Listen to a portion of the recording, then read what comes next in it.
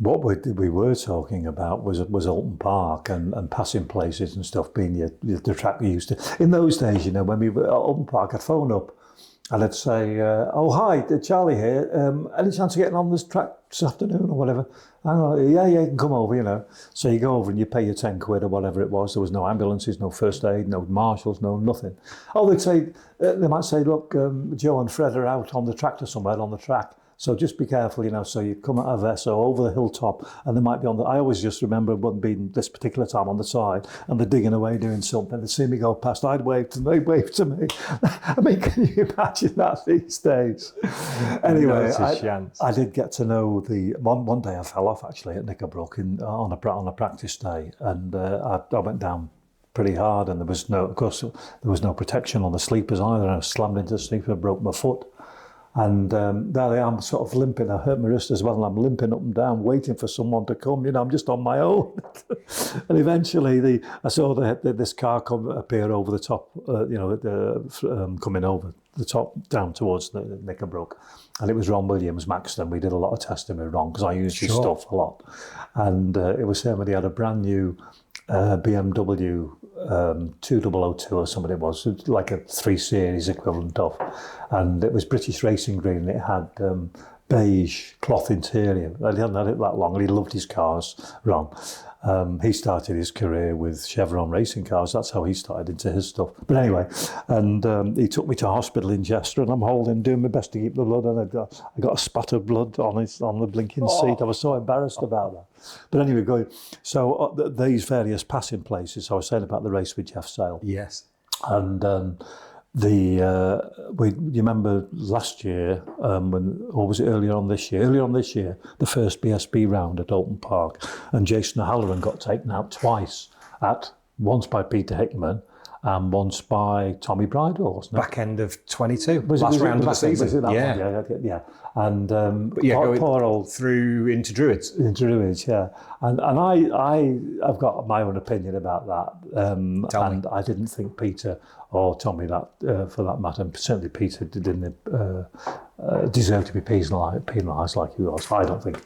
The thing is, you've got a double apex at Druids, and the first one, to get the line right, to get the exit good, you're leaving about the width of this table, not much more, from the apex. Yeah. And then you tighten up on the second apex. And that's the way it is. And I could see what Jason was doing. He was going in, taking the wider line. Very similar to the McLean's at Donington Park. If you go into McLean's on a really proper line, you're just going to get people passing up the inside. Yeah. You can't do it. And that's what Jason... I'm not blaming him either, but that's... But also to take advantage of the Yamaha's strengths, he had to do that to get the run down into Lodge anyway. Yeah. So mitigating circumstances for both, I find. So there we are, the last lap of this 8-lap race, and Jeff just left. On the last lap, he just left me that gap. Oh, it was like a gift from heaven. Up the inside, fantastic. And now we've got a back marker. Right, as we're going under the Bailey Bridge, he's right in the middle of the track. The guy's name, Nigel Rigg, he was a local lad, club racer. And I was only an 8-lap race, but I got up to lap him. And I hope it was Nigel Rigg up. Anyway, so you've got an instant decision, which way do you go? So I went up the inside thinking I was doing the right thing, stupidly. And Jeff went up the outside of him, left hand. And Jeff came over like that in front of me. And he got on the gas. I mean, we were lap record. We both got lap record, and he gave the gas, and it sort of it did fire him out of the blinking seat, and he was up like that. And of course, I couldn't pass him because he was there, and we went through Deerleap and we over this finish line like almost together, and it was in 1:38. I've got it on my phone, but the lap we did was a 1:38.5 or something like that, but it broke the lap record. And it was the first time 350s have been over 100 mile an hour around Oulton Park. So sometimes when I'm speaking to people, they say, what are they doing now? About 33s, aren't they? BSB, yeah. I said, I've done a 38 on a 3. Oh, you've done a 3? Yeah. I sometimes don't mention about the fact that Steve chicanes in now. You don't want to spoil a good story, do you? No, the story's right. The story needs to be told the way that you want to tell it. It's about your history. That's the important thing. Where did the love for the TT come from? Because was that of its time, where a lot of riders from the early mid-70s, early 80s, it was the done thing to go to the TT at the same time, whereas now there's only really Pete and Glenn and Nathan and Dean that just have that, and Michael to a lesser degree, but have the ability to do both. Prior to that was sort of Hizzy and Foggy. Prior to that was Mick and yourself, but it was more the done thing back in through the 70s and early 80s. It was accepted that you did that, you know.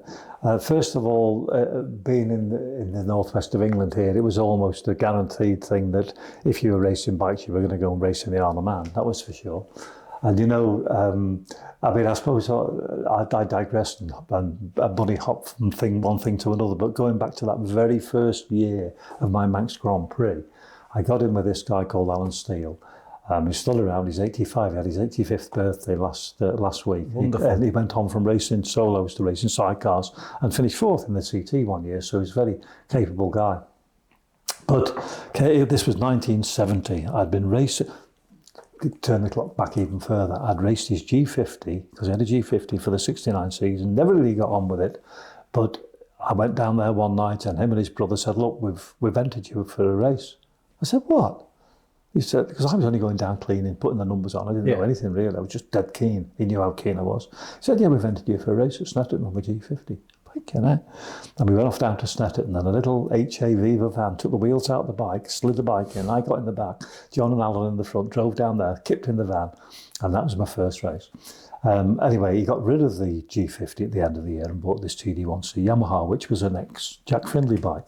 And it was quite a good one, actually. It had a little bit of work done on the engine. And I raced that, and I won my first race on it at Cadwell Park. And I remember coming back. Alan didn't come down with us to Cadwell Park, and there was no mobile phones or anything, you know. Anyway, I went into his house, got back home, and I've got all my trophies. There's a lot of my trophies are in the Isle of Man. All my TT trophies are in a little museum in Peel. But I've got a lot of endurance trophies at my daughter's place. She's decided she wants them all on display.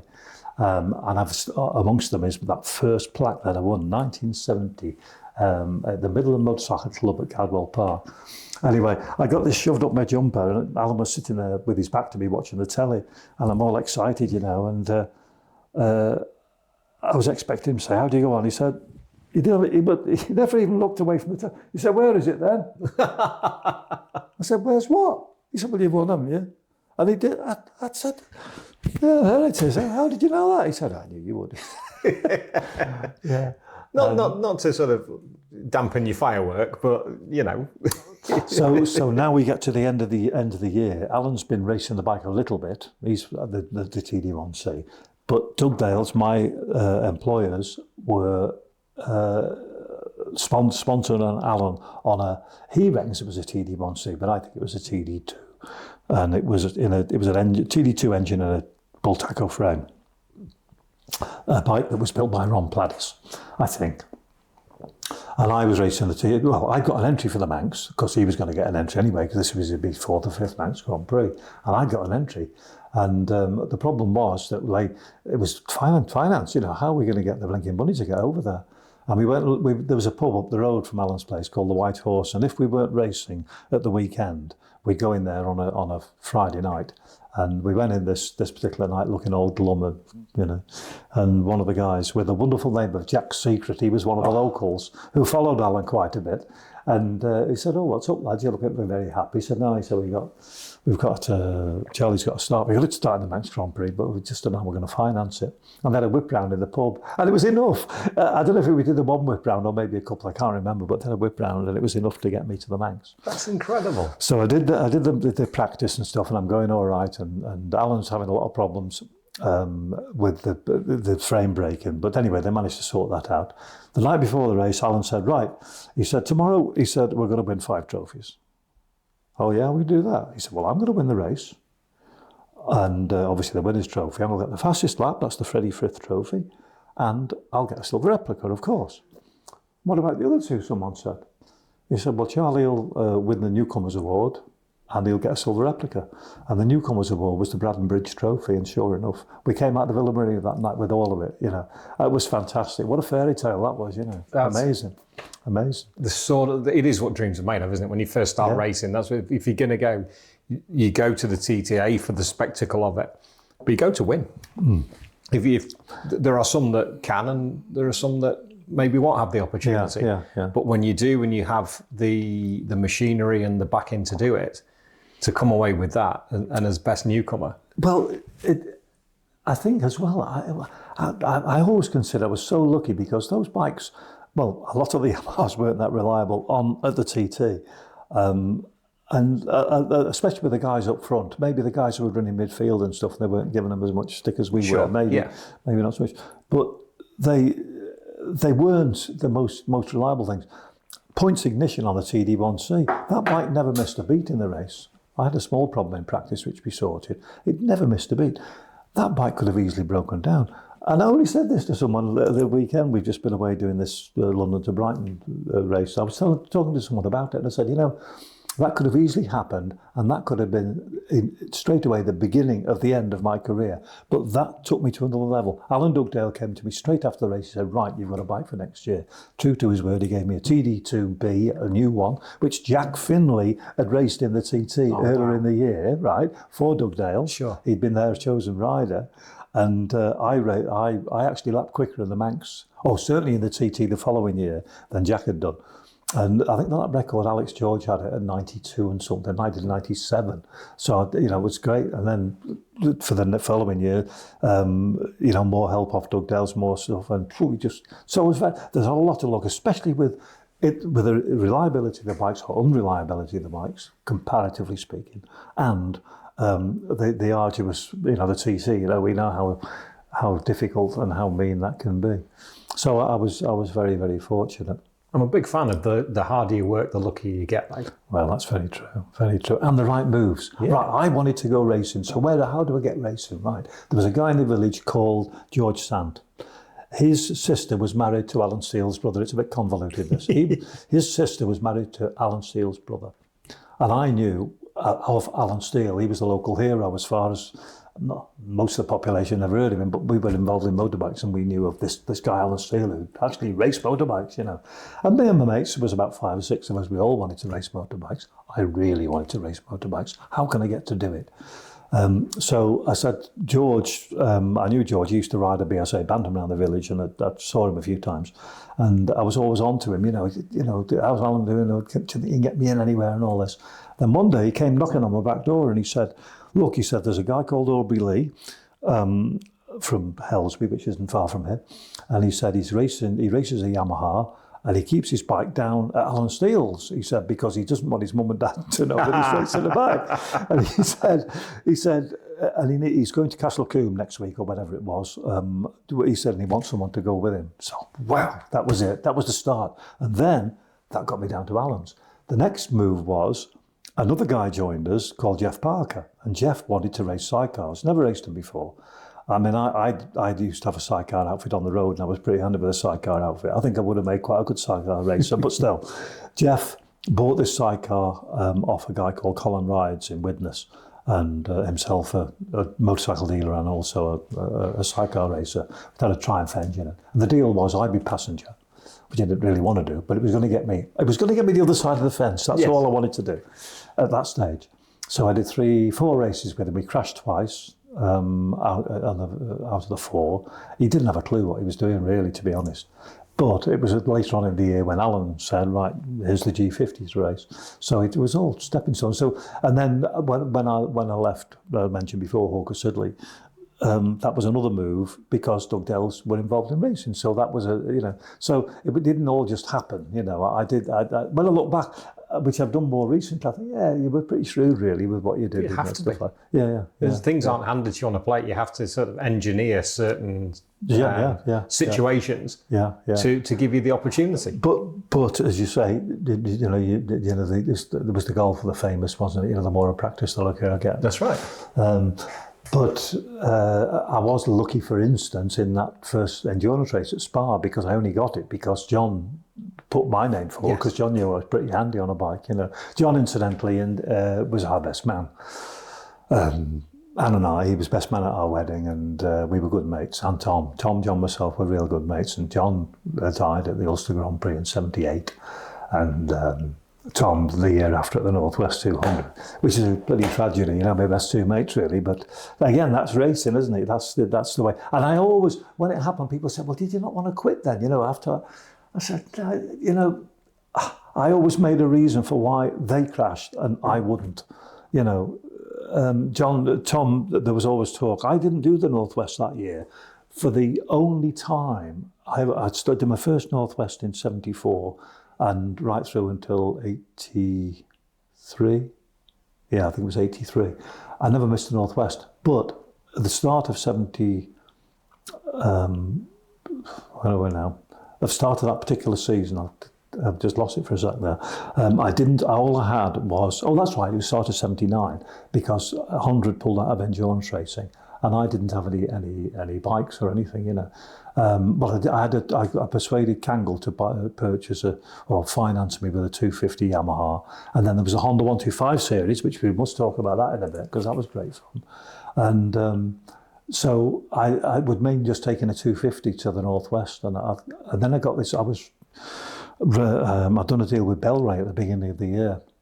A guy called Ian Mackay, who'd been a mechanic for Yamaha and worked in Amstelveen at Yamaha's headquarters in Amsterdam. Mac had quit that job and he was like manager of Bellray Europe, and he gave me a few quid at the beginning of the year.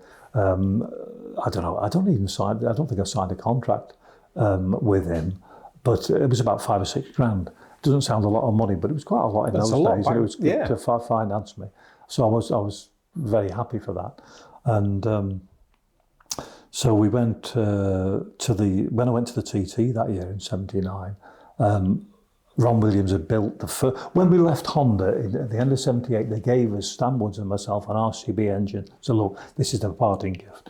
So what do we do with it? So David Dixon, who I knew quite well from down in Surrey, because I'd ridden his bikes a couple of times, I got into touch with David. He said, and I said, look, Ron Williams is keen to make a chassis, you know, and we maybe do a bit of a get the team together and race this thing, you see. So Ron built the chassis. I went, we did a little bit of testing at Oulton Park, and then just prior to the '79 TT, we were down there was a round of the Vladivar Championship, 250 British Championship, which I was leading. So I didn't go to the Northwest. I went down to Brands Hatch, but Mac got in touch with me and said, look, Boot van Dolmen, Sonorto Yamaha, which was normally Pons and Saron, they've agreed to loan the bike to Boot on the side of Bellray, really, for Boot, because he was a Bellray rider, to ride in I think it was a 4-hour race, some silly race on a Thursday prior to the Northwest at Assen. So would you do it? I said, yeah, I'll do it. Yeah, okay. So I never paid. So yeah, why not? So we went over to do that. And I went out on this bike, a beautiful bike. I knew the bike a little bit. I've never ridden it. TZ750, but it was built for endurance racing. Been beautifully done. In fact, Leon and Shemmeren, they put, Saron and Patrick Pons were riding a bike down at Ricard at that last endurance 24-hour race I did. And it went right through to the following morning, and they had a lead. I remember speaking to Christian Saron about it more latterly, and I said, crikey, you had about 4-lap lead. He said 6. And they probably did, you know. And the Honda guys, I mean, Honda were throwing everything at it. And in the end, I think we had, out of the top 10, 8 of them were Hondas. But they got David Emdy and Harry Klinsmann to come over from the States. They got Leon Shemmeren, they got Hubert Riga. They got a real strong team, you know. And the Yamaha eventually broke down. So this is the bike I'm now riding in '79. So I'm doing some practice at. I'm the first one to go out on the bike at Assen, and the track was wet. You say, it wasn't very wet, but that's right. I went out. It was dry, and it started to rain. Yeah. And so I came in, and Boot said, "What have you come in for?" I said, "Well, whatever kept your attention." I said, "But it's raining, you know."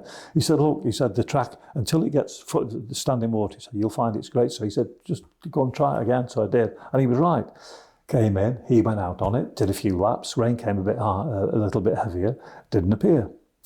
He'd bloody fallen off it, hadn't he? It wasn't his fault. Some of those oils in those days, they would emulsify. when they got mixed with water and multiplied, and they stick the slides open. Sure. You shut the throttle and nothing happens. And I used to have brass slides in my bikes for that, so if it ever rained, I could put them in and it wouldn't be a problem. So I think he busted his collarbone as well, poor old boot. And he was another nice guy. I mean, he died got knocked off his push bike, didn't he? He did, yeah. Last year or the year before. Anyway, so we came back to Brands Hatch. And I didn't win the 250. I think I finished second or something like that. But I rode the. That's right. Mick Grant again. They'd all come back from the Northwest 200 to Brands Hatch. Mick had crashed his RG 500 at the Northwest.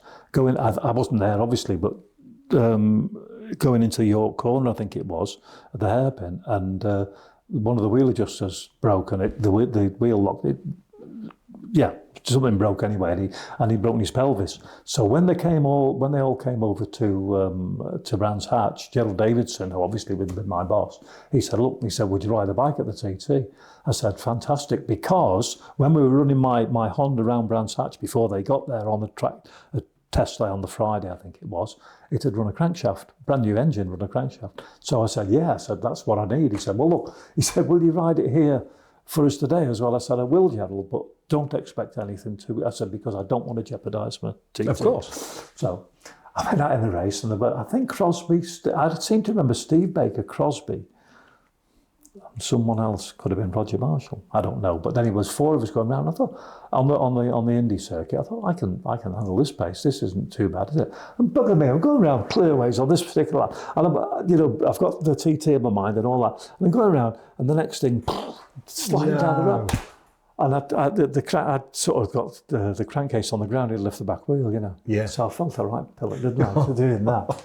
Anyway, there wasn't a problem. So then we went to the TT. I practiced on the bike. Gerald or one of the Honda guys came to me and said, look, you can't wear those leathers, Bellrage, splattered all over them, because we're contracted to Shell.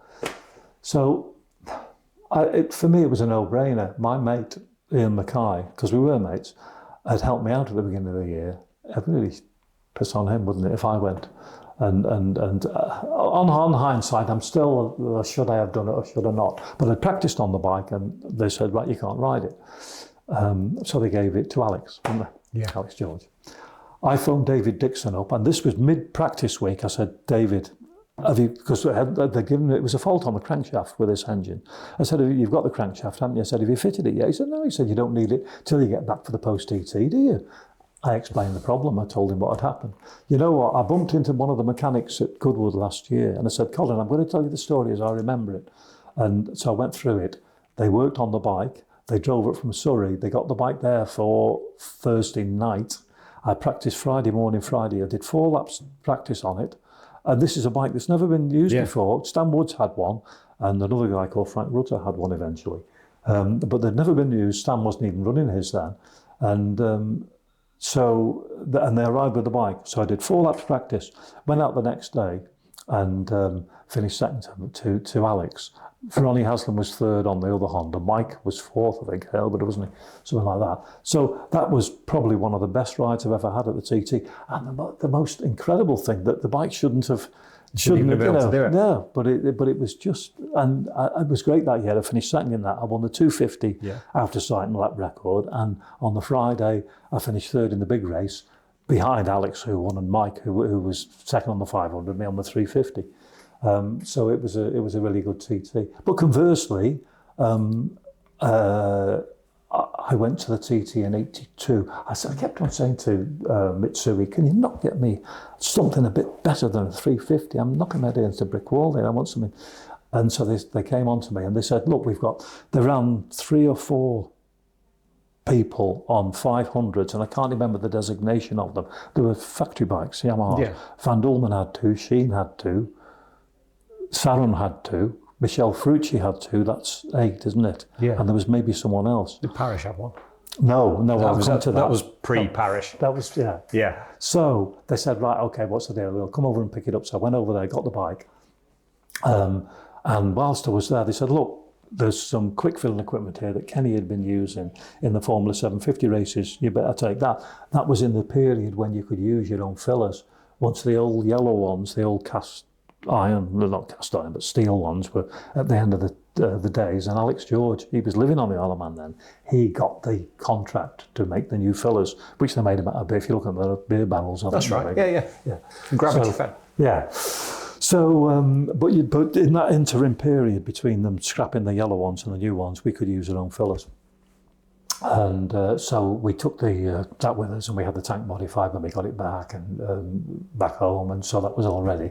I rode it in the Northwest, and it wasn't a fast bike. I finished third in the 500 behind Stuart Avant and Norman Brown. But I mean, again, in fairness, number one criteria of the Northwest 200, especially in those days, you need a fast motorbike. If you haven't got a fast motorbike, Anyway... it was a triangle for a reason, wasn't it? Yeah. It was almost 3 straight lines at the time. Yeah. Apart from the coast road, but certainly going down to Coleraine and coming back up. Yeah, absolutely. And of course, you went all the way down to Coleraine, past where they go now, over the railway, all the way down to university, where I almost killed myself and Ron Haslam. That's yet another story. I'll write that one down as well. Yeah, so I'm sure Roger Burnett told me about that one. I went. So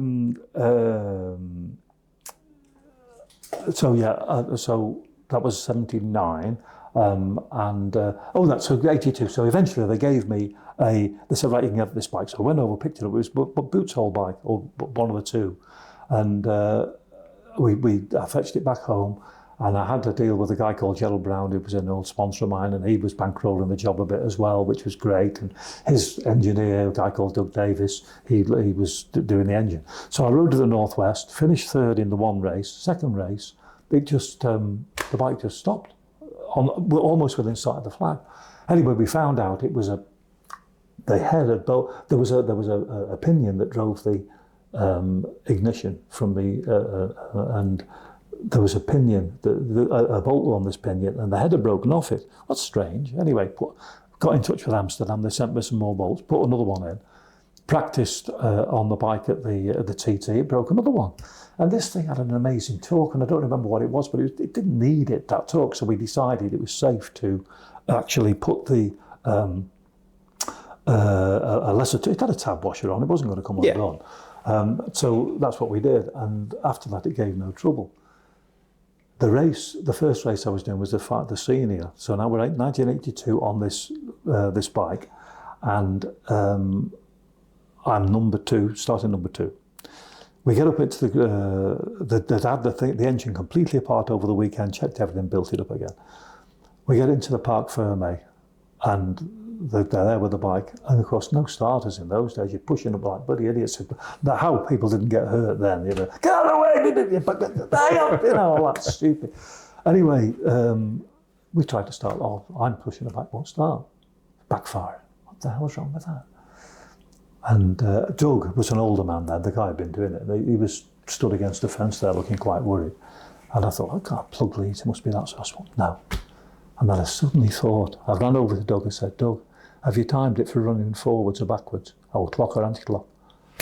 No. He timed it the wrong flipping way, you see, because he'd been used to doing the twins with the anti-clock, and this one was, So he timed it completely. The time was completely out. Oh, hell. And I said to my regular mechanic, Nigel, I said, Nigel, did you not check it? I always said to him, look, if you change anything, like a spark plug or whatever, start the bike again afterwards, because you don't know. I've seen people whiz the cylinder head off a bike after practice, look at it, that's good, put it back on, and put the water in, start the bike up to go out for the race, and it's pissing water because they've trapped an O-ring or something like that. So that was he said, Charlie, we didn't finish till 1 o'clock in the morning. He said, so we couldn't, and we were in a garage down the bottom of Bray Hill, a house. So what do we do now? So I know what to do, but we got the time to do it. Said, right, get a bloody dial. We're going to have to take the tank off, because we're going to have to take the plugs out, or plug out, because we're going to have to time it, and just get the tools. But you're going to have to get a dial gauge as well. Yeah, there's one in the van, so they ran off. And I'm doing the flipping job myself. We get it in dial gauge, banged it up together. Almost literally wheeled it onto the line, flagged on, and down. Straight away, the thing was holding back. Both through Crosby and down the Highlander and stuff. that's a bit strange, well, maybe it'll clear itself. Anyway, it was getting worse. Cronkavody was bad, Sulby was terrible, Mountain Mile, the thing was really good, so the next lap I thought, well, I might as well stop. Gerald Brown was actually signalling for me at Sulby, so I pulled in. And he could see there was something wrong, and he said, what's wrong? And I told him. He said, so we're all glum. Anyway, one of Gerald's mates was a guy called Alan Heath. And whenever you saw Alan, doesn't matter where you were, what time of day, he always had a pint in his hand. And I'm really pissed. I'm really annoyed, I'm deflated. He could see I wasn't. Terry Shepherd, that famous rider, a lot of more younger people have never heard of Terry Shepherd. He was actually an MV rider alongside John Surtees back in the day.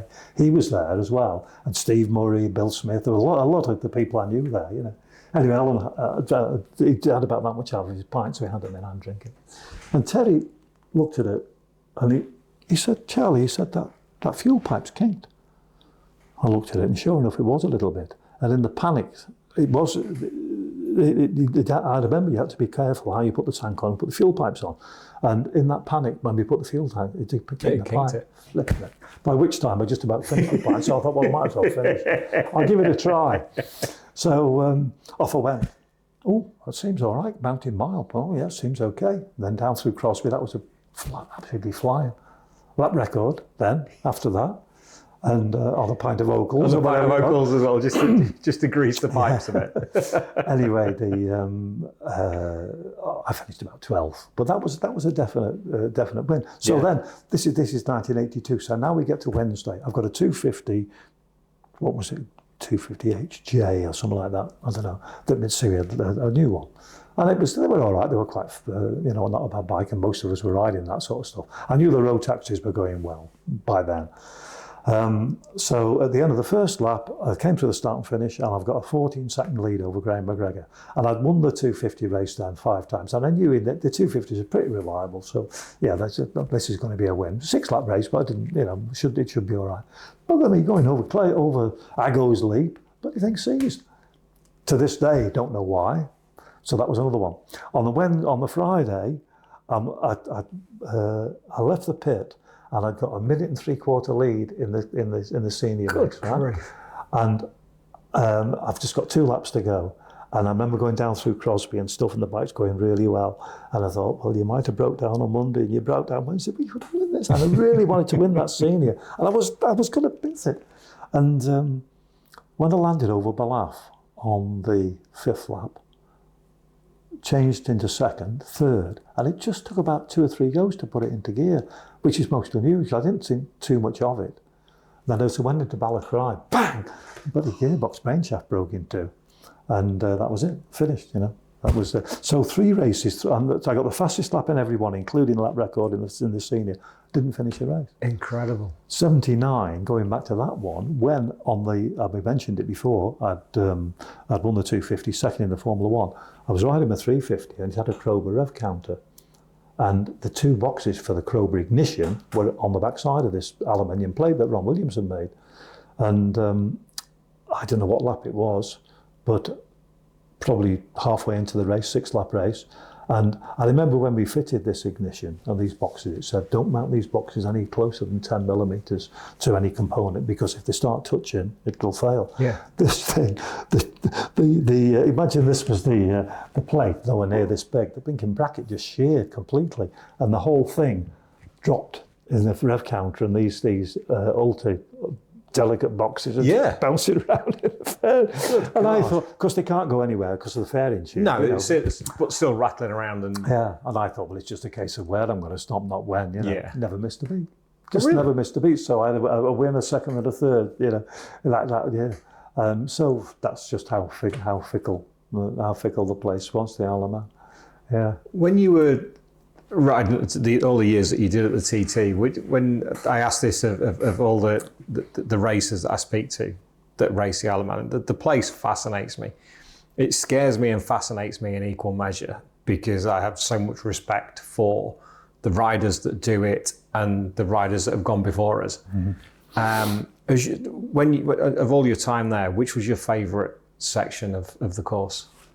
that you came up to and you were kind of, that this is the bit where I can make so much time, where you just felt the most free in a lot of cases? Good question. And I don't know. There was very little. I preferred, I suppose, I preferred from turning right at Ballacrane and getting on the Cronkavody. I think that I always liked that section because you could make a bit of time up there, I reckon. But I can't say I did make up time there because I don't think know. But there wasn't much of it I didn't enjoy. It was just such a. It's fantastic, isn't it? Went to the Manx Grand Prix last year and bumped into a pal of ours who does a bit of the Lansdowne racing. I've just forgotten his name now. And he was racing a 350 Honda. He does the roads a lot in Ireland. And we just arrived and we walked into the paddock, Andy Hornby.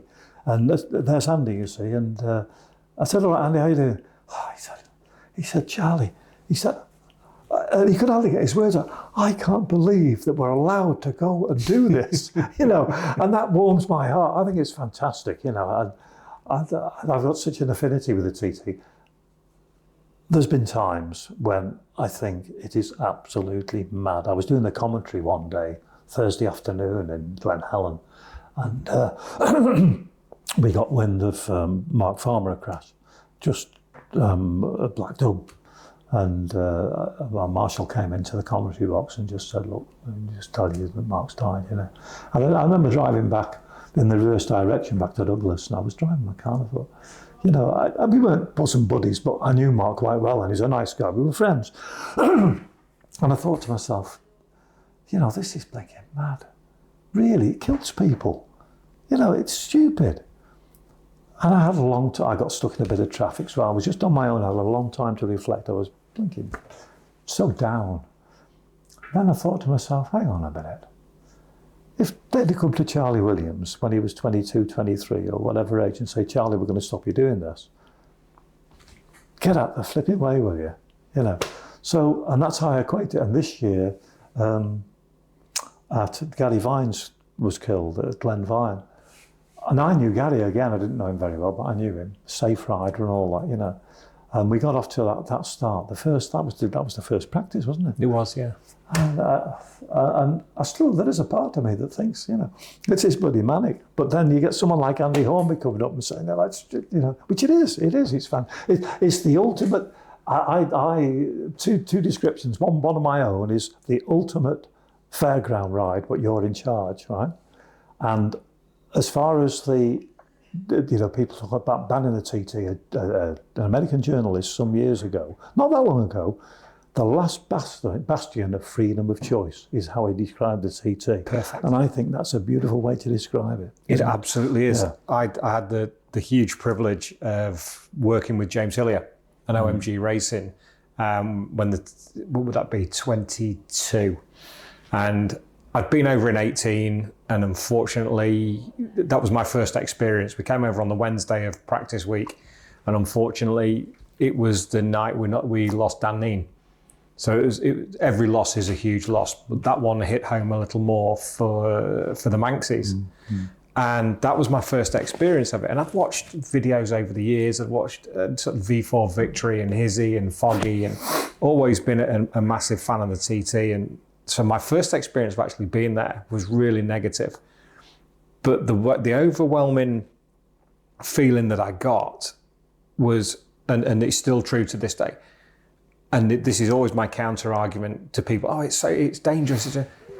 Nobody forces anybody to do it. Mm. Every single rider does it for the love of doing the TT. And James will tell you exactly the same, and you've probably had him in the VIP village and you've spoken to him many a time. Mm-hmm. He's still now, even after however many years he's been doing it, going down Bray Hill for the first time, is how on earth are we allowed to do this? Mm-hmm. It's the only, and you can understand why TT blues kick in for riders. Mm-hmm. Where do you get that fix from? It's like a rock star coming off stage. Where does the fix come from? So how you replace, I know you've been heavily involved with the TT since you finished through Manx Radio and the commentary and latterly with the VIP village. Well, so you're still involved with it. Yeah. But for those that kind of walk away from it, and it's an incredible buzz to replace. I'd started my business. But in 1981, It was my last year. 82, we were in a recession then. Things were tough. Dunlop came to me and said, Charlie, you're going to have to start paying for tyres. I'd never paid for tyres. No. It was a professional idea. Start money was being phased out, and it was going to be guaranteed prize money. Well, again, as I mentioned earlier on, I always got paid to do wherever I was at.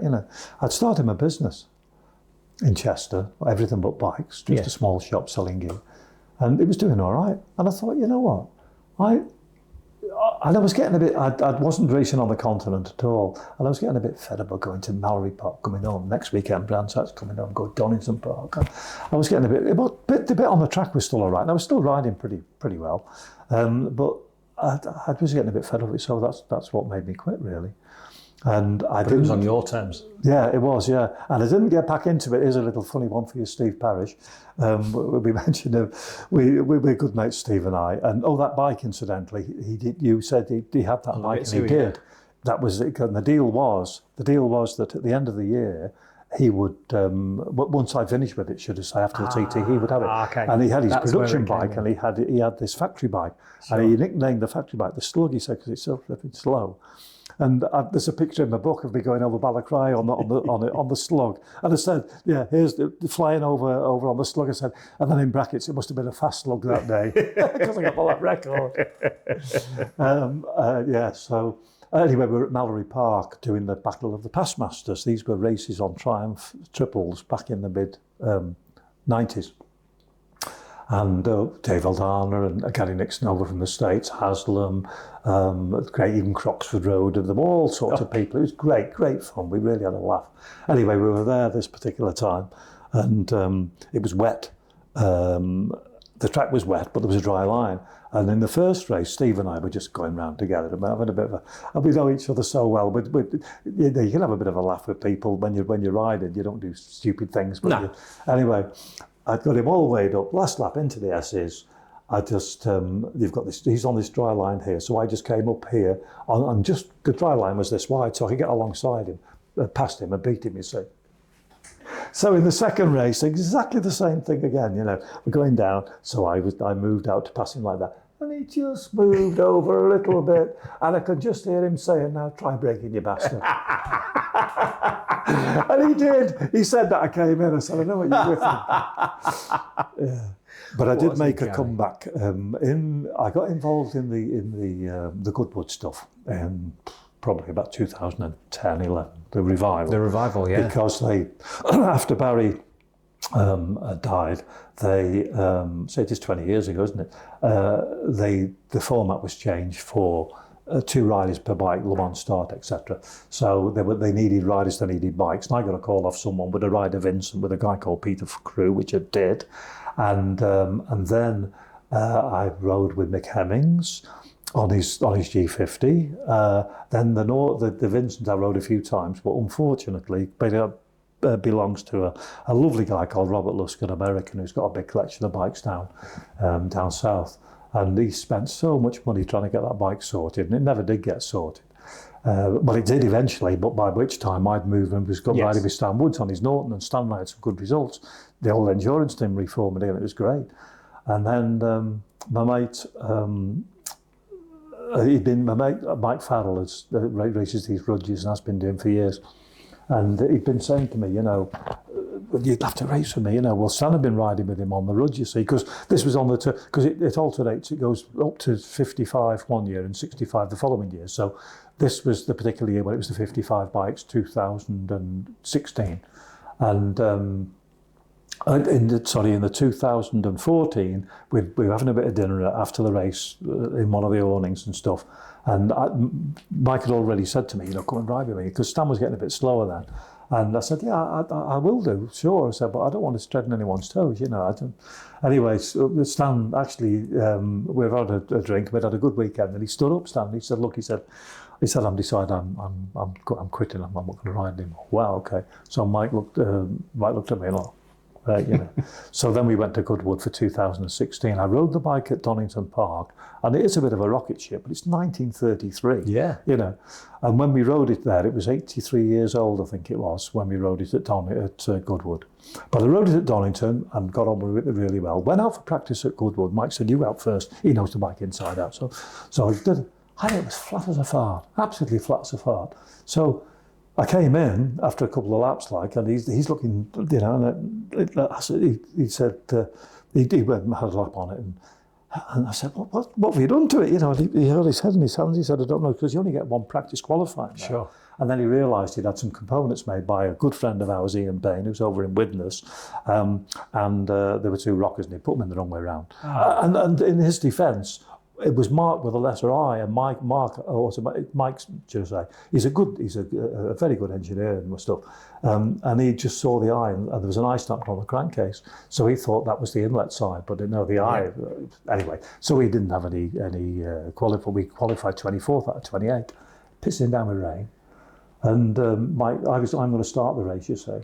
So I ran across the track, and before we had the briefing, the rider's briefing, and the rider.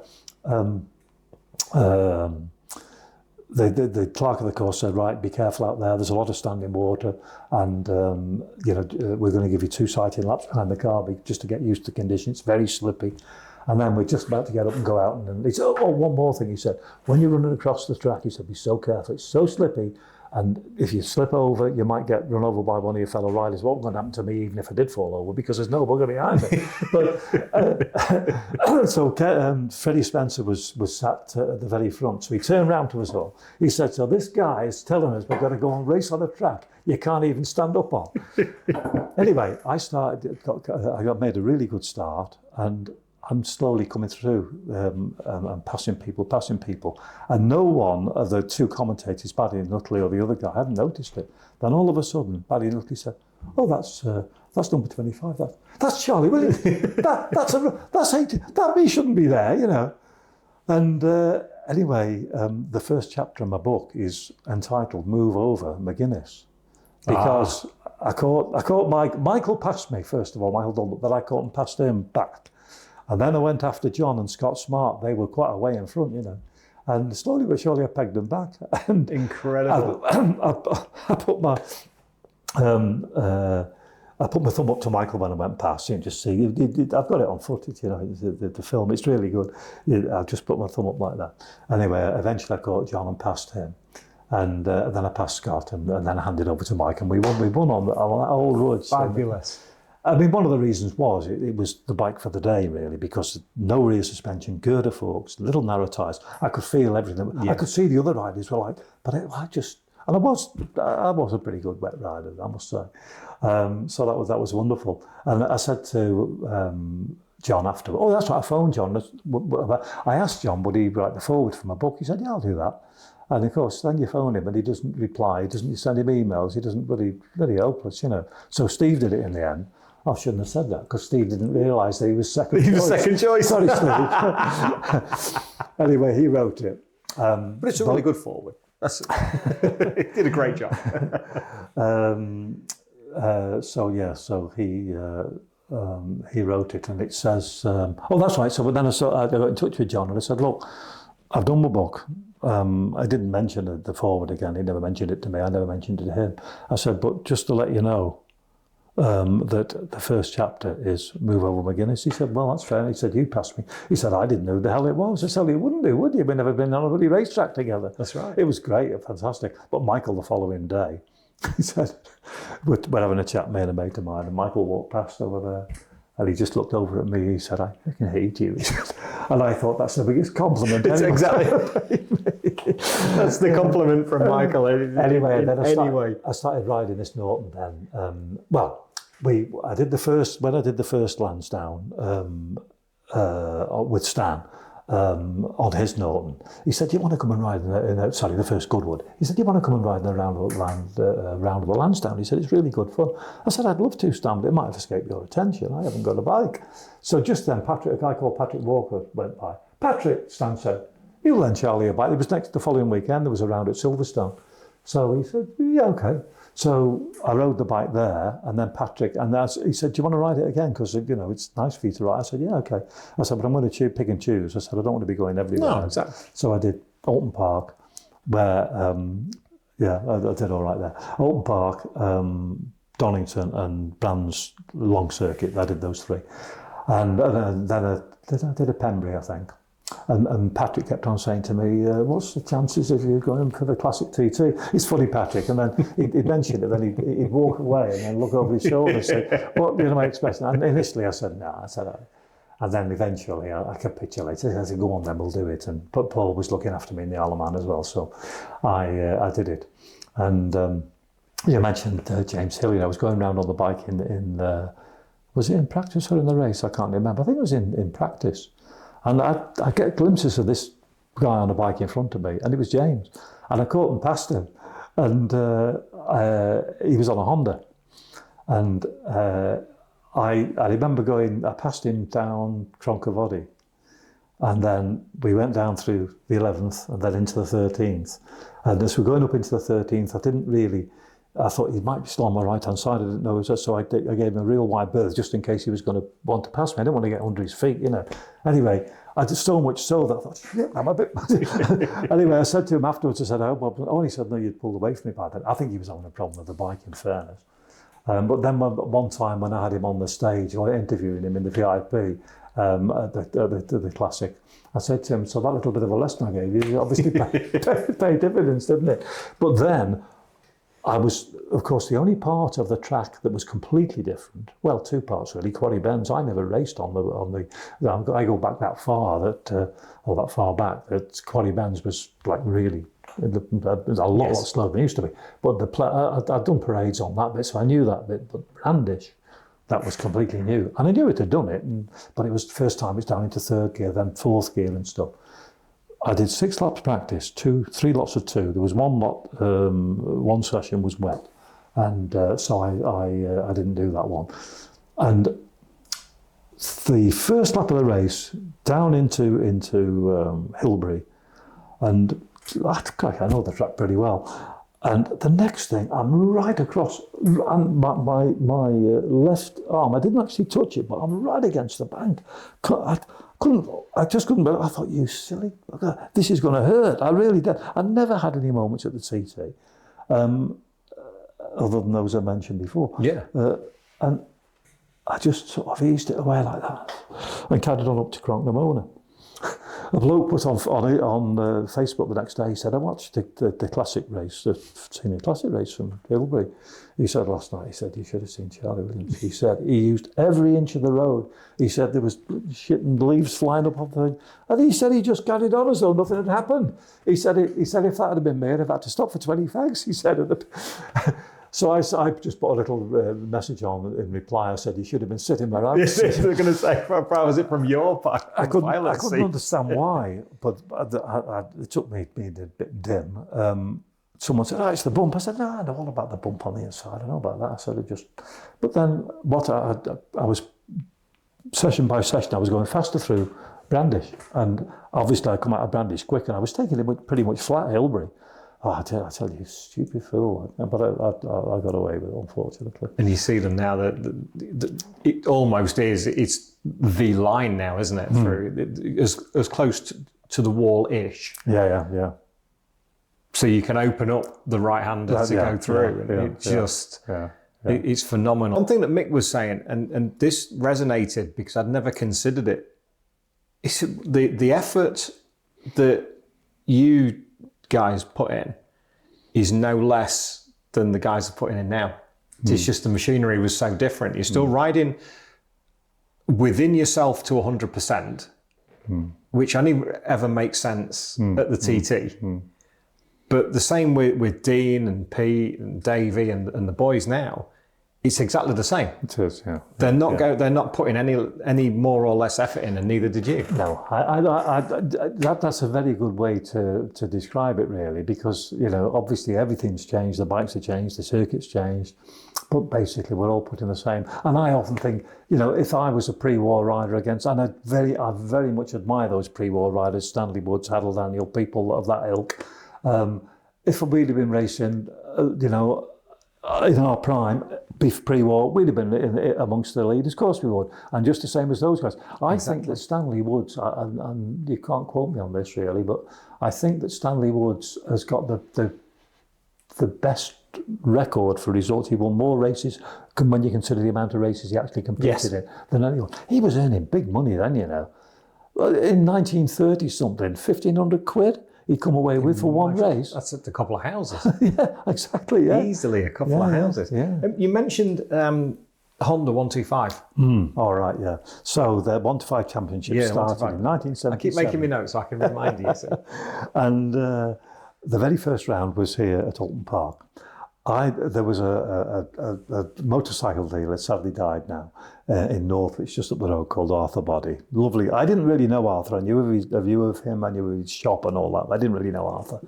And he was being a Honda dealer, and he wanted to get involved in it. So basically, the Honda supplied the bikes to the dealers, and it was up to them. You weren't allowed to. You could convert gear changes if you wanted to, which I did because I wanted right-hand gear change. Not because the mines won't do, but I bust my ankle quite badly at Snetterton, and I haven't got the sort of movement in that, so I changed that.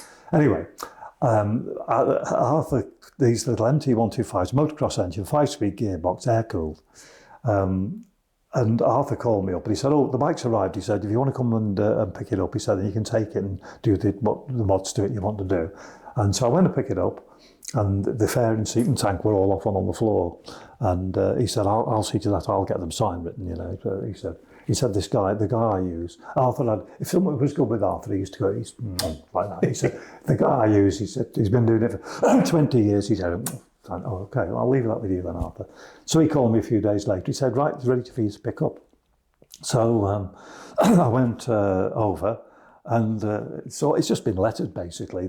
On the back of the seat, you've got the Japanese flag with the word sayonara, which is goodbye in Japanese and stuff like that. That's the sort of guy he was, And anyway, I looked at it, and he said, what do you think? I said, it's very nice, Arthur. He said, what? I said, it's very nice, Arthur. What do you mean, Arthur? This guy had been doing this blinking sign writing for 20 years, didn't even spell his name properly. Authur, it said. Anyway, we went to the first round, and I'd been testing at Oulton Park, and if you used and we were allowed to test, there was no regulations about that. And so I did, obviously. You could put the biggest rear sprocket and the smallest gearbox sprocket that was supplied in the kit, and it wouldn't pull top gear around Oulton Park. So I had some sprockets made, That was an easy thing to do. I knew Bill Smith had been testing there with Derek Huxley and Lee. Who'd have been testing with now? Lee Eason, yeah. So I knew they'd been there testing. So I got the sprockets made. I completely balls the start up, and on the last lap, Clive Horton, and I'm going out from notes now, or from reports in the Honda magazine, more than my memory. But Derek Huxley and Clive Horton started the last lap, and it was between those two. But little did they know I was coming through fast, and I actually won the race, which is great. And Arthur had a big house down not far from here, a place called Hatchmere, overlooking the lake. And he'd already arranged for the hierarchy, from including a couple of Japanese, top brass from down at Chiswick, to come up, and they were having a party in their house. So you can imagine what sort of a party that was. And a mooted party after that. I had the dubious honour of probably, I think, being the only person that's crashed at Paddock Bend in both directions. I've crashed at Paddock Bend going up on a 500 Suzuki into the left-hander. I've crashed a 125 Honda going down. Yeah, I don't That's think never going to happen again, is it? No, absolutely. That's another record. That's a record to have. It's quite an ominous record to have, but it's a good record all the same. I remember following Aggo. The time I fell off at Brands, going round, I don't know what they call it, Bottom Bend before you. I'm going reverse now, so go Bottom Bend and then up to Druids. Oh, so, Graham Hill. Graham Hill Bend, yeah. I've gone round there. I've caught Aggo up. The conditions were absolutely awful. And I'm following him, and he went going around there, he gave it a big handful, he didn't half go a ball of chalk. And then I got up to Druids, down the dip, up into Paddock. My mate John Williams on Tom Arter's G50, he was teammates with Peter Williams. Peter won it on a G50 that year.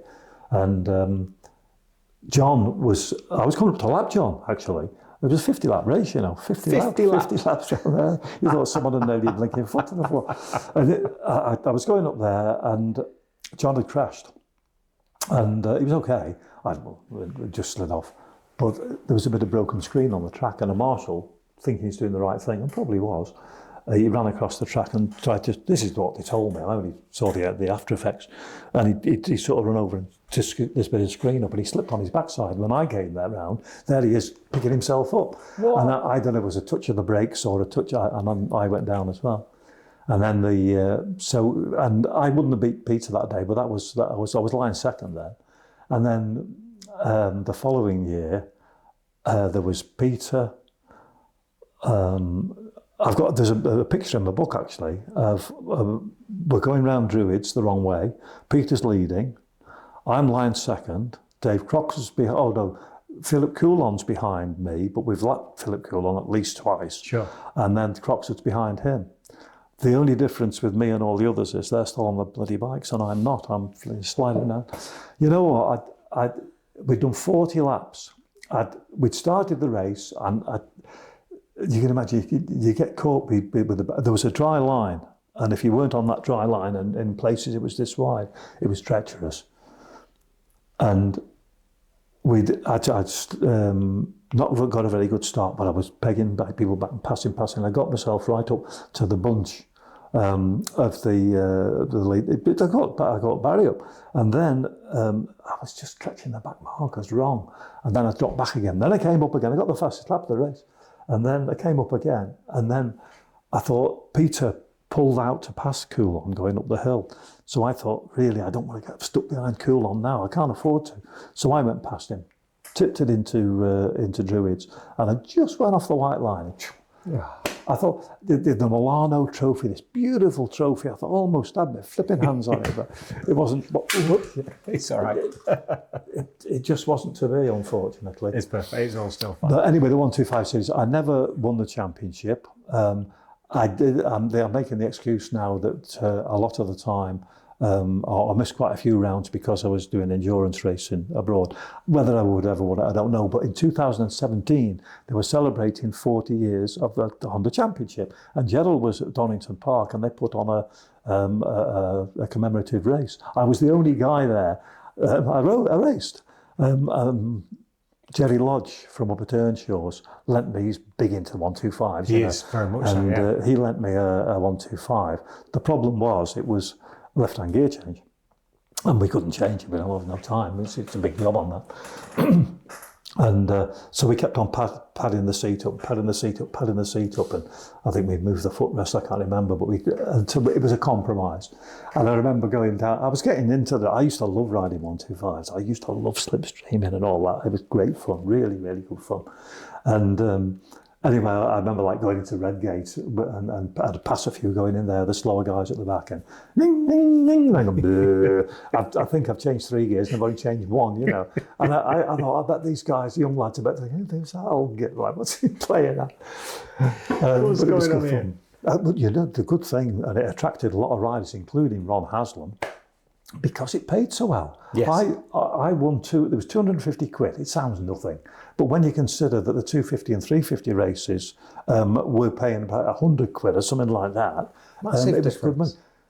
The bikes didn't cost anything to run. You had a set of TT100 tyres on, and they were the control tyre. They'd last you all year, probably 2 seasons if you wanted to.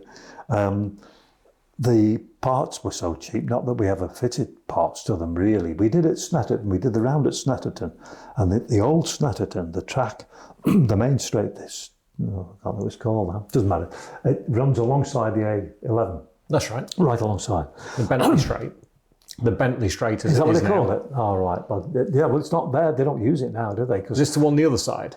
Yeah. There's one that runs dead parallel. So when you go, I know what you mean. Yeah. When you go from the start now, you go whatever the first right-hander, short, straight, then another right-hander. Well, this straight, when you went round the first right-hander and then along, and then you went onto the way out, back straight, and it was just went on forever towards the line of trees, and then coming back down where McDonald's and the service station. It was the original perimeter, wasn't it? That's right. The airfield perimeter, a bit like Silverstone. I think I've still got the lap record there, 250. I feel like records. Thruxton had lap record, and Mallory Park 125 and 250. In fact, I broke Belivy's lap record at Mallory Park on 12500. Yeah. Good God. Yeah. Well, yeah, but it is Mallory, but still, you got to pedal it round.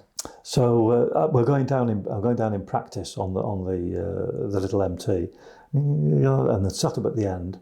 First lap of practice, shut the throttle, seized. So I pulled the clutch in, coasted to a halt, and there's about 6 bikes leaned up against the bank and 6 riders all with the same thing, So they carried a spares set up with them, you see, went and bought it was the only time it ever broke down. A piston for about 7 and 6, and a bit of emery paper, and then so it was great. And then bonuses, you see, because you've got bonuses. I've got bonuses: Reynolds chain, off Shell, off Frodo. So there was it might have been 10, 15, 20 quid, but it'd be another. Soon mounts up. Yeah. Especially over so many races and so many rounds. Yeah, so bikes that it cost you nothing to, and it's business, isn't it? It's your buying price and your selling price, but it's your running costs in between. How much are they costing to, the ammo? I mean, I was fortunate. I only ever owned one bike, I think, or I was always sponsored both with bikes and spare parts, so it wasn't a problem. But for anyone that's riding a bike, and it's all right saying, right, I've come out at the end of the year with $5,000, but if it's cost you blinking 50, and it was a business for me. It was a business, But that's how you had to approach it, because that was your career. That's how you made money. You didn't you had wages per se, but you're a long time stopped. Hopefully, yeah, absolutely, yeah, hopefully. Yeah. So you had to make the best of what you had at the time, and the same as Roger's done very well. Reg has had his ups and downs. Bless him, but he's doing great now. But Rob Mack and people in the later times, you kind of don't get that opportunity much now unless you're at the top of that pyramid, whether it's BSB, Worlds or MotoGP. Yeah, you've got to be right up. There's not many get paid in Moto2, certainly not too many in Moto3. No. It's all sponsorship now. But you've got to be so cute with it because you're a long time finished. Well, I went down to Donington for the BSB and did a parade lap, or a few parade laps on a TZ Yamaha. The one that I rode, we were at the Manx Grand Prix this year, and it was 100 years of the Manx Grand Prix, and we did a parade lap there, and it was now this Mick Binch's bike. Was it Dave Binch's bike? No, but the one I rode. Yeah. No, it is my pal Mike Fennels. It was Yamaha. Yeah. And this is Grantee again, you see. The criteria was that you'd won a Manx Grand Prix and gone on to win a TT. So Philip McCallum, Brian Reed, all those people were riding it, and of course myself. And Mick rode it. Well, and I'm not decrying him because we all love to see Mick up, but he never won a Manx, did he? No. I think he finished last. His claim to fame, he finished dead last in his first one on his old Veloset. That Veloset was an incredible machine, but for all the wrong reasons. Yeah, so it was nice to do that parade and to be invited to do it. I've lost the thread a bit now of where we were up to. Anyway, suffice to say that I think it was a wise move coming towards the end of my career and seeing the writing on the wall. I thought, well, I better look to do something else, and that's when I got the idea of doing. I thought, I don't want to go and go into try and start something really big that's going to take a lot of control. In fact, I started with a small shop. I started in the November of 1980, and a guy joined me running it for me. Ironically, one of the Dugdales, and he was running it for me. And I was still racing in '81, so it was good because I had enough money to earn from racing that I didn't need to take anything out of the business. In fact, I could put money into the business. So it was really good. I started in 1980 and I actually got out myself in 2013. So I was in it 33 years. And then Gary, the lad that had been running it for me, he took it over. And unfortunately, with a business partner, and there he did 5 years. And I'm not blaming them particularly. I mean, the internet had a lot to do with that. Very much so. Yeah, I realised what was happening. I knew, I'm not stupid, that we needed a much bigger presence. Well, we'd had an internet presence, but we needed a much bigger one. And the only way to do that was to spend a lot of money and stuff. And I got to the age where I thought, so I was 63 then, was I? Yeah, I guess I was 63. And my wife Anne and I were working in the office, and Anne was doing accounts, and I was on another computer picking a bottle of oil up or something like that. And and I needed to give it to professionals to do. And I remember spun around on my chair, and I said to Anne, I said, "Why are we doing this?" I said, "We're not wealthy, but we can afford to retire. We can afford to retire." So, and that's when, and I was just going to. That was close the business down, and then Gary said, "No, we'll take it over and run it." And I say, unfortunately, it's sometimes a way of the world now, especially with the way business goes. It's a whole different ballgame. Oh yeah. I'm so glad it's the best thing. And yet at the same time, and I've got to mention him at this stage, although I've not seen him for years and years. We've got a J&S store. The flagship J&S is just 400 yards down here. And Peter lives up here, Peter Cook, the founder of it. And I used to go, when I started my business, Peter had a little lock-up place in Northwich. And he used to sell boots. I don't know where he got them from. He had contacts, obviously, Ashman boots. I used to buy some of those off him, and crash helmets. I don't know, but he could supply me with a bit of gear. So I'd go and stick it in the back of my car or van and then come back to Chester. And I think he's got about 30 outlets now. He's getting on that way, yeah. And I love to see in Leeds and places all like over, yeah. Sponsored riders with Glenn Irwin and our co-host, Ben Curry. He supports they support Ben as well. So. Ironically, the guy that runs that part of the business, Christian. Christian. Well, Christian, his second name is Johnson, and he is the nephew of Derek Johnson that I mentioned before. One of the Johnson family from Manchester. Yeah. It's a small world that we operate in. Isn't it? It is. Christian's a great fella. A lot of time, very, very popular fella. One last thing. The one last note that I've got to go back to. You and Ron Haslam at the Northwest. Oh yeah. Right. So, 1978, and I've got we've built a TZ750 Maxton. I didn't race it much, and I don't. My memory's a little bit blurred of it, but I certainly raced it at the Northwest 200 that year, and I raced it at the Ulster Grand Prix. In the first race at the Northwest, I finished third behind Tom Heron. He won it, and I think Tony Rutter was second. And in this, I was third. In the second race, we were talking about the straight. So the straight used to go all the way. It goes now to outer station, down to the left turn, over, round about here and back this way. Back up. Well, in the old days, it used to go right down past there, way past the university, down into Coleraine, and then over Shell Hill Bridge. Shell Hill Bridge was like a first gear left-hand hairpin. Myself, Kevin Stowe, and John Newbold are all three of us together with Ron Haslam 200 yards in front or something like that. My bike had been doing, according to them, my bike was doing 178 mile an hour with the speed trap, the fastest bike. So you're doing the slipstreaming. You're on, you're passing, come up on someone like that, slipstream, you get the slingshot, and this straight goes on forever. So you might do that 2 or 3 times down that straight. Yeah. At the end of this particular, on this particular lap, at the end of the straight, found myself in front of the two of them. So, after the first race, there was a bit of oil on the inside of the screen. I said to my then mechanic, I said, stupidly, and I blame myself, I said, just have a look with you. It's probably, I said, fuel. It might be the fuel, there's a little breather on top of the tank for the fuel. Yeah. It's probably there, you see. So when I sat on the start line for the second race, it's all clean. So I said to him, I'm not mentioning names here. I said to him, he said it was just a breather, not a problem. So got in front of these two, second or third lap into the race, into the right-hander, and I knew that I was a bit quicker than them because I'd been behind them on the previous laps going into there, and they were sort of a bit slow going in. So back 1 gear, and then back 2 gears. But first of all, back a gear, then brake. There's no brake. There's nothing whatsoever.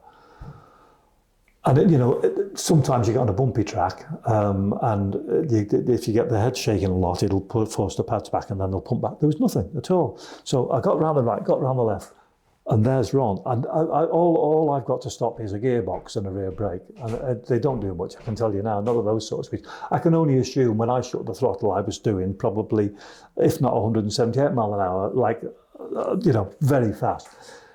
I went round the right, round the left. I've got a clear road, except Ron I've caught him up, and he's just tipping the bike into the left-hander. If Ron Haslam had been that much further into the corner, i.e. instead of like that, I don't think I'd be speaking to you now, because anyway, I couldn't even stop then. There was no road down the slip road, and of course the track, the road sort of goes downhill a little bit, so it took me a while to get the thing stopped. So I turned around, eventually came back, and poor old Ronnie's shaking like a lift. I did offer him a lift back to the paddock on the back. I did, honestly. I said, "Do you want to do it?" He said, "No, you're all right." Thank you. Anyway, I went into the paddock, and I found Mal Carter's sponsor, who was a man of few words, and I went up to him and. I said, "Look, I'm sorry about that with Ron Mal. It's just." He said "Blanker" was the second word he used. He could have won that, I thought, my God, if you'd have been stood there and saw how it panned out, mate, you wouldn't be saying that. We were both very, very lucky to be alive. That was at the Northwest. A little bit later in the year, 1978, at the TT. Pal of mine lived locally. Bob Bell, he was a builder, and he was big into grass track and all that sort of stuff, big fella, but he was also a sort of semi-pro wrestler. And he said to me this particular year, he'd go to the Isle of Man, because every TT, they always had a night of wrestling in the Villa Marina. And he used to he was keen on the TT and stuff, so he'd go and wrestle, earn enough money to pay his fare out there and digs and stuff. So he said, "Come and do a tag match with me, you see." No. I said, "You're joking, aren't you?" He said, "No, you'd be all right, Anyway, I said, "Well, no." Anyway, as time went on, then he mentioned money. "Oh, yeah, how much?" Like that? It was 200 quid. "Oh, yeah, I'll go on, then we'll have a go." So he had a gym, or the use of a gym down in Ellesmere Port where he lived. And I went there when he was showing me how to throw and roll up and all this sort of stuff, work, as they call it in wrestling terms. So we went there, and our opponents are El Bandito, whose name was Orig Williams. He was from Mull. Oh, crikey, his name's gone now. Thinking, heck, I've chosen my head. Big guy. Giant haystacks. No, it wasn't. It was of that ilk. That ilk, It was that ilk, but it'll come to me in a minute. And so we're going to fight them. So the plan was 2:00 on the Tuesday afternoon. There's a day before the 250 race. We would go and meet at the Villa Marina. Klondike Bill it was, with the sawn-off jeans, bit of rope round here, big long beard, long hair. And we're going to go meet and do a bit of work in the ring. And so I get down there with my little kit bag. The ring's there, but it's not been assembled, Oh, bloody hell, Bob, I'm panicking now. He said, "Oh, don't worry, we'll talk you through it tonight." So we get in the changing room. Right, okay, he introduced me to El Bandito, who was he wasn't very friendly, actually. Clon was great. He was 32 stone, Clon was. Oh, God. He said, "Charlie," he said, "you can punch me in the stomach as hard as I want." He said, "I won't feel it." So anyway, Orig, El Bandito, Bob introduced me, and he wasn't really interested in Charlie Williams at all, and it just that was a bit of a pain in the arse, I think, as far as he was concerned. So anyway, Bob said, "Right, we best get together." Oh, he said, "You do this, and I'll go then. I'll tag one, and then you do it." My bloody head's going like, "Don't worry, you'll be all right." So he said, "Right, you better get your gear on." So I opened my little kit bag with my white shorts and my white pumps. He said, "What's that?" I said, "It's my gear." He said, "You can't wear that." I said, "Well, it's all I've got." Anyway, just then, two lads came in, two brothers, and they'd been in a tag match. And I eventually got to know one of the brothers quite well. I didn't know him at that time. And Bob shouted, "Hey, lend Charlie your gear, will you?" And so this was a pair of black sort of tight, woolly tights with red diamonds on the knees, and a pair of white trunk type things came over. And a bit smelly like, but I put them on, Anyway, we went into the ring, you see, and we were walking there, and Bob said, when you walk in there, he said, push your arms. He goes, it makes your biceps look bigger. And it's all right for him. His blinking arms were like my time. Anyway, we get in the ring and we had a bit of fun. We had a lot of fun. But Mal was there. He was the only person that I'd recognised that was there. And he'd done a bit of wrestling and all that. And he was there for a laugh, really. So when Plum was coming out the corner, he'd get up quick. He sat there by the ring. And he just put his hand round Plum's foot and Plum would trip and like almost fall over, and he'd look back and could see it was going to end in tears, you know. Anyway, he backed off a bit after that. Anyway, we won that fight. So I've done wrestling at the Isle of Man. I've played with the Steve Gibbons band drums in the Isle of Man just for one number on the night when Rick Wakeman was playing with him as well. Wonderful. So yeah, that was in the old Lido as it used to be. Oh, So yeah, I've done a fair few things over the years. Yeah. Seriously, Charlie, thank you. This has been an absolute pleasure. It's been an incredible journey. I've loved every second of it. I hope you guys have too, and ladies and gentlemen listening and on the YouTube as well. Maybe we could do this again sometime. Oh, well, anytime you like. There's plenty more to There's plenty more stories to tell. As I said to you when you first arrived, I won just down the road next to where JNS is, what used to be a sort of function place, and I'd won my first race in the Isle of Man, and my boss, who was president of the Northwich and Knutsford Motor Club, he was in charge, and I was guest of honour, and he went after the meal. You may now smoke. That was back in those days, and he went through the business of what had been going on in the year. Then he introduced me. And Gladys, his wife, is sat next to me here. So Hector, he said, right, and this lad's got a bright future and all that. Charlie Williams, you see. And eventually Gladys went, get up and say something. Thank you very much. and that's how I was. I was so blinking timid, you know, and it's amazing what a little bit of success doing something, because I never really was much good at anything else.